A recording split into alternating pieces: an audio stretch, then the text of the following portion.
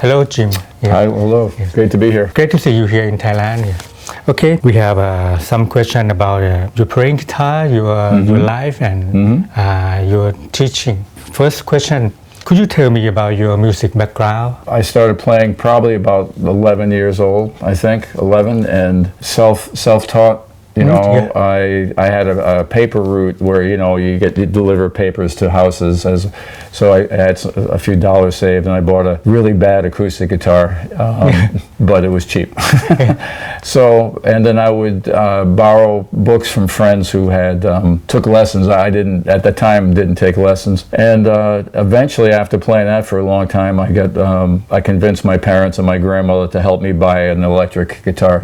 First electric guitar was an Excelsior, which was an Italian. From Italy. Yeah, they made Excelsior. They made accordions and some guitars, and then mostly I eventually found some teachers, but most of my experience in high school and things like that, where I got into bands, working bands, pretty young. So when I was maybe 15. 14, I played with musicians who were in college, so they were 19, 20, and we had many gigs, so that was great, good experience. And it was rock and R&B and blues and all that fun stuff. How did you join with Berklee? Well, I went to Berklee eventually, and I playing primary electric guitar. I played a little bit of classical, but not really. And Berklee was the only place that I knew at that time where you could play like steel string guitar and major, in guitar. So I went to visit the school, and I liked it, and that was pretty much it. I went there and met other musicians, of course, but Mike Stern was around school at that time, and like Bill Frisell. Maybe around the mid-70s. Yeah, exactly. Yep, early 70s, mid-70s, exactly. I studied with Bill Levitt part of the time, who wrote all the Berklee books, and he was a really good teacher. Again, I knew a lot of the chords and things because I learned them from books. This is, before the internet, of course, so you couldn't, no YouTube. And then he was really good at, he understood big band, and Freddie Green, the rhythm player for Count Basie, and those kind of players, so Bill was a good teacher. For the next question, who is your inspiration guitarist? Well, there were lots of them, I mean, when I first started, again, it was always late 60s, so it was all the English guys, it was like Jeff Beck, like the Yardbirds, so, Jimmy Page and Jeff Beck, before Led Zeppelin, before, again, the Yardbirds, and then people like Michael Bloomfield, the blues player. Yeah. Gradually, I learned, Eric Clapton, of course, but and Hendrix, Jimi Hendrix was a big influence on me. And really all those bands, from that era. I mean, I remember, like King Crimson, those kind of groups. There was a lot of good music that came out in that period, so. But there wasn't like one guitar player only. If I listened to it, I would try to figure it out, But there were so many good guitar players. Yeah. So you always transcribe solo from the author as this? Yeah, pretty much. I mean, I think, and transcribe not so much I mean, later when I get to college, I would write it down. But, again, I would sit down and put on, Hideaway or something and try to figure that out. Or Sitting on Top of the World, Eric Clapton. And it's sometimes exact, but many times I was more interested in just sort of the information. I think sometimes one mistake people make sometimes is they think you have to learn the whole solo and play the whole solo, and that's okay, but sometimes I think you're better off if you just get the information. You teach at the Berklee College of Music. What is the course that you teach? I teach on campus in Boston. It's all guitar department stuff, so I teach, private lessons, and I have a couple of workshops where we work either on, in a group setting of all guitars, improvisation, and another one's more like rhythm guitar stuff and different styles. I mean, so, it could be funk or sort of fusion, but mostly, I mean, I like jazz, but the jazz I play is more a combination of all those other styles. If someone want to learn guitar with you, they can contact at Berklee College of Music. Yes, yeah. I mean, I don't teach it online or anything at the moment, but I mean, if they're coming to Berklee, of course, all they have to do is say, hey, I'd like to study with Jim. Okay. Okay, let's move to the old story about when you play and jam with Gary Burton. That was great. Well, what I was asked, matter of fact, this summer was the 35th anniversary of Berklee going to Japan for the first time. So that was great because they put a band together. Gary was in charge. So that was the first time rehearsing for that trip. Where I, got to play with Gary Burton. And Gary was very influential at that time, especially because if you went to Berklee, you would take his jazz courses, and I had studied with Mick Goodrick a little bit as well, who played with Gary. But Gary was, was a great, he was an amazing, to stand next to on stage because like the vibraphone, people think like xylophone. I mean, he was like the amount of sound that would come out of it, and it was very, I'll tell you one story like where, because in that band we had tenor sax, alto sax, trumpet, and then there was guitar, vibes, piano, bass, and drums. So there were 3 chord instruments. And I remember asking Gary, like, okay, well, do you want me to play behind, to play rhythm or not play rhythm? And he said, just listen. And I'm thinking, okay, just listen. But, he, like when he got done playing a solo, he would put down the vibes and walk away. And he wouldn't play chords, So that's okay. And then, the piano player and I would kind of both play. And usually, like with the piano player, it's different, right? You have two comping instruments. So, like sometimes I would kind of step out more and he would go back and the other way around. So it was good, that's the most important thing. And I say sometimes, like in comping, if it sounds better without you playing, then don't play. Okay. That's an important thing. Okay. Can you talk more about the music of Jim Kelly? Oh yeah. So I mean, how did you compose this album, and what is your process? Your improvisation of the whole? Right. I like to write. I don't teach writing, at school, but I think it's important to write, and some of it was more like each song maybe has a different thing. Like one's kind of like an acoustic sounding thing, And Jimmy Ogren, the alto player on that recording, who's a great saxophonist, who played with Gary Burton's band for years too, right?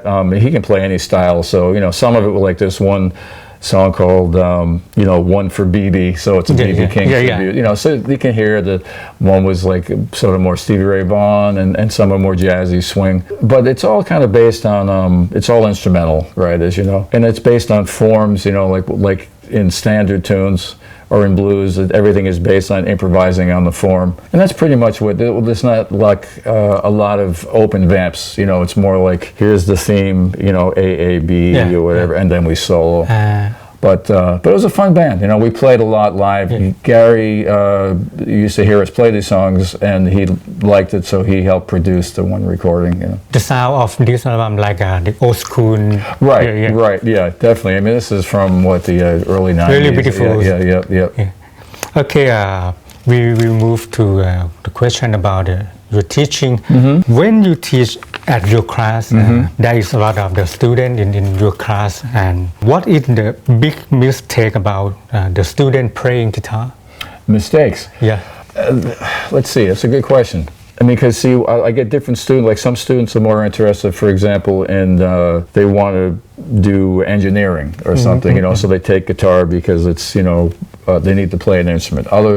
Others are more interested in performance, So, my approach is I'm just trying to help, So if they want to be a performer and they want to get more, technical stuff, then I really help them with that. But I spend a lot of time, I think, understanding harmony and rhythm, for the guitar, like how to play different things is important. I think the mistake that some people make is it's a lot of work, I mean, I don't say you have to do like this, but I think you have to be self-motivated. I think most guitarists, most musicians teach themselves, I remember asking Howard Roberts, I know you know this name, a very, famous session musician from LA, and he came to Boston when I was a student, gave a workshop, and somebody asked him about, if he was self-taught. And he says, we're all self-taught, you know, and it's true. I mean, someone says, hey, go home and work on this. You have to go home and work on it, right? And sometimes, like, you know, people just suggest, like, you might like this song, so you go home and you work on it, you know. So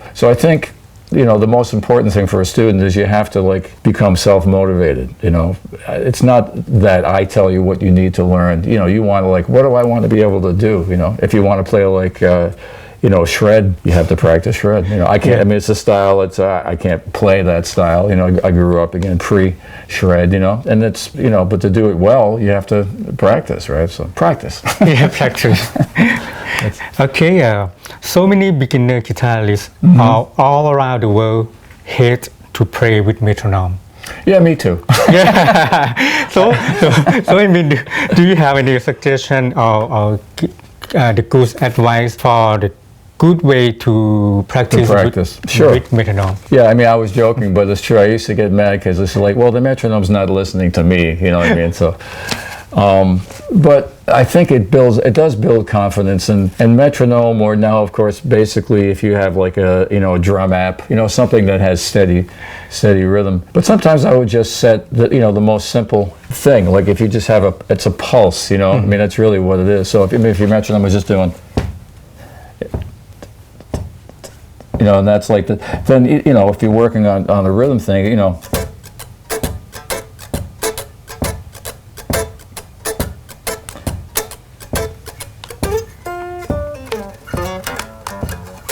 and it could be simple, you know, I mean, it doesn't have to be, I think sometimes people think, you know, it has to be, like, I don't want to, you know, go, you know, have the, because that makes you crazy, you know. Yeah.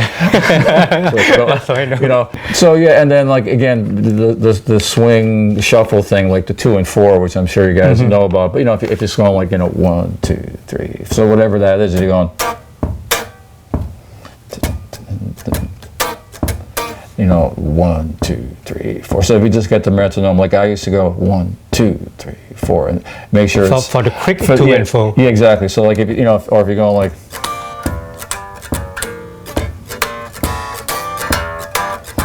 you know, so my foot is now fake a metronome. You know, so I'm just going 1, 2. So, and that's good for, you know, shuffle feel, you know, and swing. And then of course, if you're trying to learn to play fast jazz, which is a pain, right? So I mean, that's one, you know, 1, 2, 3, 4, and all of a sudden you get, you know, it's like 1, 2, 3, 4, 1. But instead of trying to feel like every beat, you know, and I think drummers are good at that because, like, if things go fast, I think they feel it like it's slower sometimes. You know, like you know, like 1, 2, 3, 4, 1, 2. Like that could be a bar, you know. So when they do like a drum fill, you know, it's like 1, 2, 3, 4, 10, 10. You know, so they're filling blocks of time. So anyway, you know, however you use the metronome, I think it's good not to make yourself crazy about it, you know, just use it as your friend, you know what I mean? It's like, it can be your friend. Okay, be a friend. Yes, exactly. Okay, the next problem with the beginner guitar player, when they try to improvisation, or they try to play the scale. Okay. Yes, when they play, the sound it seems like a scale more than the melody. Right. Yeah. So you're right, and that is hard. I mean, I have students work on simple chords, you know, even if you're just playing, you know, for example, just a C chord, and I'll have them just play, you know, I'm just playing C with, and I'm putting like the F, and there's just to make it more interesting. You know, picture like it's a soundtrack or something, and you know, you don't have to play a scale. You're just trying to play stuff that sounds good, you know, and melody. So if you can work on scales, but really it's kind of like, you know, studying words, you know, like words don't mean anything if you just stack them up, you know, you need to have sentences, and the same thing with phrasing.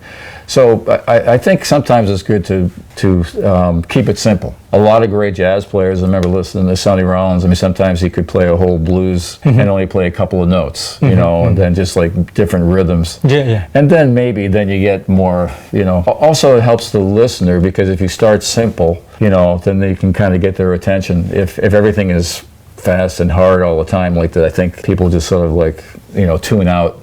It's like too much information, you know. So again, the scales are there to help you. I mean, it's kind of like this is the family of notes, you know. And especially if you're not used to like certain keys, or, you know, something goes from the key of C to the, key of E flat, you have to figure, okay, what's available, you know? But I mean, if you're going from, and then you have it, you know, it could be, okay, that no E in the E flat scale, you know, so that information is helpful, but really what it comes down to, if you want to be able to hear, or if something goes, you know, then you've got the, you know, like when something changes. So, like when scales change, I mean, this is simple, but it's important. Like, not everything changes, right? Yeah. Like, sometimes it's only one note or a couple of notes. So those are things that are really important. You say, okay, it's almost the same, except I think sometimes guitarists make the mistake of like, this is a G scale, this is a B flat scale, you know, and it's like they don't see how, okay, you can make this a B flat by, okay, wait a minute, I have to keep those notes, the B flat changes, you know what I mean? So then you can see how the two scales relate in the same place, you know, instead of like, okay. And it's not, I'm not saying it's easy, but it's a good way to practice, you know? When you have to learn the new song, like a new standard jazz song, what is your process? Well, with most songs, and this is with jazz or any style, like if you're doing, you know, neo soul or something, like certain sections you feel like, okay, I understand, you know, this, I can play the scale or the chords, and then this other thing is something you're not familiar with. So usually that happens with standards too, like once you've done a few of them, you know, or rock, really, like if you learned, you know, a whole bunch of Jimmy Page things, after you do 10, the next one is going to be, you know, related, you know, somehow. I remember talking to Pat Metheny many years ago about when he writes, and he said, when, you know, he writes for improvisation, of course, as well. And he said, you know, when he would write a new song, most of the stuff was information he was familiar with, but he would always try to put in like something that he had to work on. So like maybe that was the hard part, like rhythmically, or maybe it was a hard melody or something. So it's the same with any, you know, some standards aren't too hard except there's certain, you know.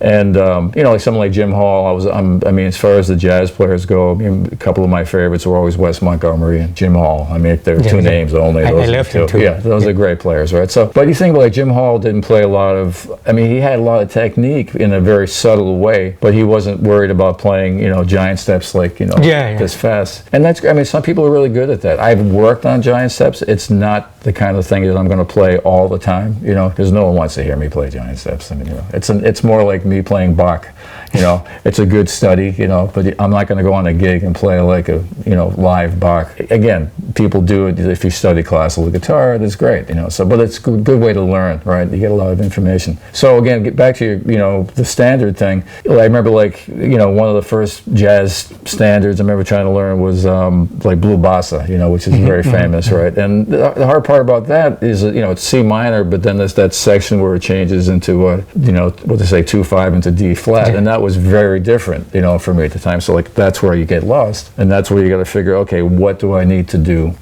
you know, now? So that's, you know, and then the more you do that, the more music that you listen to, of course, you know, steal information. And as I said, you don't have to transcribe the whole thing. I listen to Joe Henderson and say well, I like that, you know, so try to play it. Okay, as we know, you have so strong the rhythmic when you play guitar and solo. Can you give me some advice to practice the rhythmic? I'm left-handed, which, so my right hand, it was always been like, you know, not good, you know, so I had to really sort of focus on the rhythm. I remember, it's funny, like being in high school and trying to play like, you know, what is it, I Feel Good, where the band goes, then it goes like, you know, like the pick would do that.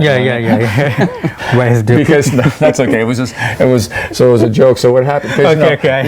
Because the band stopped. And then of course, like you're exposed, you know, and you know, so a lot of it was like trying not to be tense, you know. Bill Levitt had like, some good advice. William Levitt, who wrote the books, he said you know, he thought about like when you know, strum, it's like you have a fly on the back of your wrist and you're trying to get the fly off. So, you know, a lot of it, you know, when you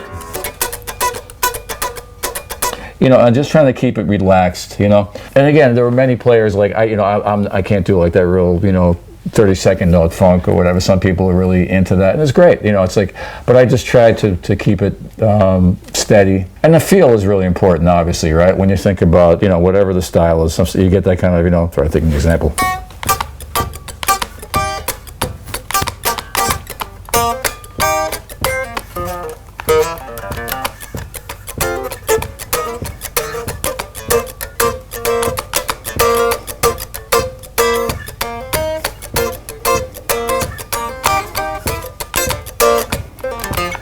Back to the metronome, so you can just put the metronome like that, and then just play. I'm playing C7. Like 2 to 4. Yeah. Or in this case, it could be. It's like, a half notes. It depends on how you want to count. I mean, it could be, or you could think of 1, 2, 3, or it could be 1, 2. 1, 2.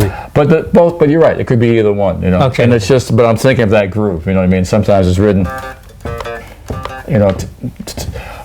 It's like a sound of hi-hat. Exactly. And again, I'm not like some people play drums, which is great. I'm a terrible drummer. I can't play drums. So I think rhythm guitar, and that's, just rhythm guitar in general, is very important, right? There's so many bands where maybe you don't solo, I remember I used to listen to the Police a lot, so Sting's band, right?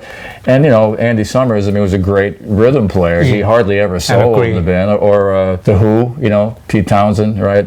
I mean, his strength was his rhythm guitar stuff. So. Okay, for the next question. Sure. You write a lot of the guitar book. Can you suggest for the beginner guitar? That's a good question. Probably, even though it's not the newest. If you wanted to self-teach yourself, if you don't have a teacher, the William Levitt stuff is very good for a beginner. It's hard for me because I didn't start with, like I said, with books, and by the time they get to Berklee, most people have already, I'm teaching people who've already been playing. But I think a lot of it is just be curious. There's so much information out there now, that you want to learn scales, of course. You want to learn chords. I think at this point there's really not much excuse of not to be able to figure out chords because they're everywhere, right? You can find them in a online, and then I learned a whole bunch of chords when I was young. I didn't know what to do with them, until later, but that's, if you learn them, then someday you'll, oh, that's where it goes. Okay, next question. Sure. How do you think about music education today? Because guitar player or musicians go to school or they can learn the guitar by themselves. Right. Because in the present day, there is a lot of information on internet. I think it's good, to do as much as you can. Like, the reason I went to Berklee myself, was a student, was, I could figure out a lot of things on my own, but then I felt like I didn't understand, I mentioned like Wes Montgomery or listen to Django Reinhardt or something, and like, okay, I can figure out a couple of, I don't know what's going on. For me, that was a big part of it. And also meeting people, like one of the things about music school, I think is important, like Berklee is good with this, is you meet people from all over the place who do different things, so you can do a lot on your own, but unless you don't want to play with people ever, you want to meet other musicians. So I think here at Yamaha, wherever you go, that's a big part of it. It's really important to meet other players. If you want to be in a band, you play guitar, you want a bass player, you want a drummer, usually, or if you play trumpet or whatever. I think you can learn a lot on your own, but it's kind of like online dating or something. You still have to meet somebody. In person, eventually, I hope. Okay, let's move to your gear. What is the guitar and effect and amp? I have different guitars, but I've been playing primarily Fender for many years. I had a Les Paul, for many years as well. I have some very nice acoustic and electric guitars by a company from Austin, Texas, Collings Guitars.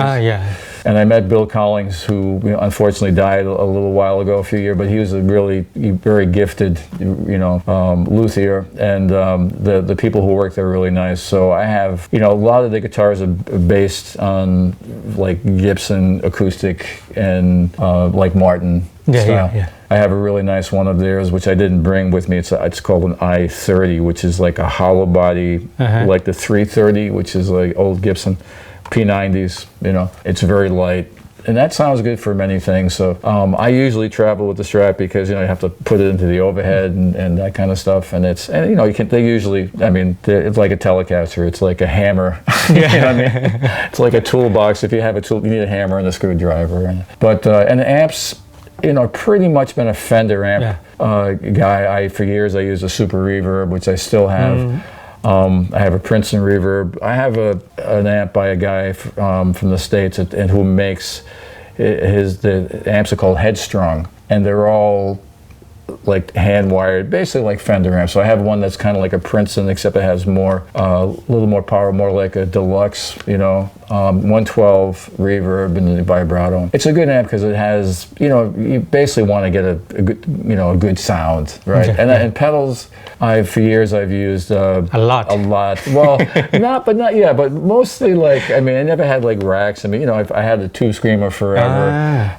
In Japan, one year my Tube Screamer broke and I bought a Maxon, distortion, which I still have. But mostly like Ibanez and Boss, I've used. I have, trying to remember the name of it now. It's another, I'm terrible at names. I bought, a student recommended it. And it's, it's a distortion that has two different sides. I don't have it here with me at the moment, but I have friends who teach at the school who know like everything about pedals, and I'm not, that sophisticated, but I just, usually you need some kind of gain, right, or distortion, right, maybe a little delay or reverb, and then, if you want, like the amp will have vibrato or something, but I don't have a lot of crazy stuff, I'm like, I don't know how to work a looper. Okay. So this is a good thing. Yeah. It's great. They're great things, but just no, I don't have any of those looper chops. Okay.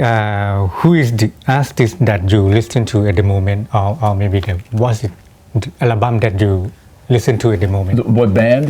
Yes, it's up to you. Well, it's interesting because see, what happens with me a lot is because the students will come in to the school, and they'll, like, for example, they want to work on certain things, so I've been helping people like with a band called Moonchild, so they're like a neo soul, and they kind of interesting writing and stuff like that. I learned a lot from like old Stevie Wonder records because to me, there's all those great chords, and we talk about rhythm, But yeah, it changes all the time, It really does. Which is great. One of the great things I like about meeting other musicians and students, really, it's like, well, what are you listening to? And sometimes now it's easier because they can just go, I'm listening to this, it's on their phone, So so many things, and not one thing in particular, And sometimes what I think is interesting, like they're listening to some player, for example, who's newer, but I hear the roots of it. Like I can say, okay, you like that, then you should probably check out like some chord stuff, or maybe check out some more like Joe Pass or Wes, because like a lot of the singer. There's more chords now, like in some of the, again, for a while they called it acid jazz. Now I think it's more commonly called like neo soul. A lot of little slides and stuff, and that's great. To me, it's like it's all good. It's all good. It's just that you want to keep exploring. I've been playing for like ever, and it's like you never run out of things to work on. Which I think is good. Okay, the last one. Sure. What is the most important thing that guitarists should pay attention, but they are not? Well, it's a good question. I think whether it's acoustic or electric, the sound, and it's not as I'm sure it's not so much the gear, the gear is afterwards, I think if you sat down with most guitarists in the room, even if they play, unplugged, and if Jimmy was sitting there, or Wes or whatever. So a lot of it is in here, and of course, in the hands. If you do that, for years I never practiced personally with an amp. I had many brothers and sisters, so that's one of the reasons I played guitar. I wasn't going to play drums because my parents would have be quiet. But if you practice electric guitar without an amp, you can practice at 2 o'clock in the morning, right? Because it's not going to bother anybody.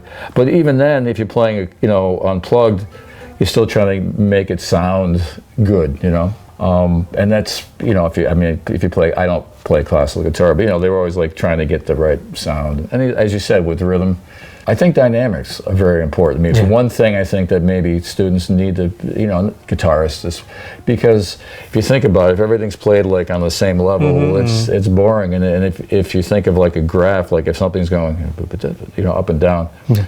I remember going to the listening room library when I was a student listening to Charlie Parker for the first time, and I had a book of the notes, and it looks like eighth notes. Yeah. And then you listen to it, and it's, some notes are really, and some are gone. I agree. And Wes is the same way, right? When you hear him play something fast, and you hear like, wait a minute, this note's really loud, and this one's very quiet. So I think that's really, whatever the style is, that's very important, is dynamics, Okay, thank you so much. Oh, no problem. Thank you. Thank you for your time. Thanks. โอเคนะครับนี่คือบทสัมภาษณ์ของคุณจิมแคลลี่นะครับก็น่าจะได้ประโยชน์อย่างมหาศาลเลยนะครับครั้งนี้ต้องขอบพระคุณบริษัทสยามดนตรียามาฮ่านะครับและ Berklee College of Music นะครับที่ให้โอกาสดีๆที่สัมภาษณ์ในครั้งนี้นะครับรอชมเทปต่อไปนะครับว่ากีตาร์ไทยจะพาไปสัมภาษณ์ใครนะครับเทปนี้ลาไปก่อนครับขอบคุณครับสวัสดีครับ